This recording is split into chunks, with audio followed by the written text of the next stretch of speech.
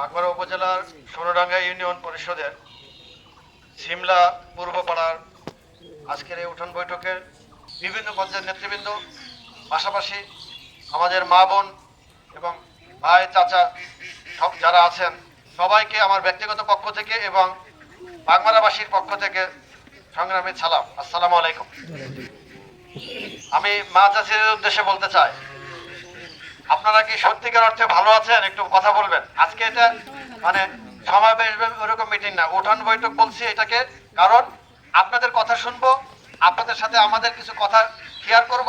আমার নেতা, আমার অভিভাবক, বিএনপির ভারপ্রাপ্ত চেয়ারম্যান এবং আমাদের প্রিয় নেত্রী, আমাদের মা দেশনেত্রী বেগম খালেদা জিয়ার পক্ষ থেকে আপনাদেরকে সালাম দেওয়ার জন্য এসেছি এবং পাশাপাশি তাদের কিছু মেসেজ আপনাকে দিব, কিছু তথ্য দেব।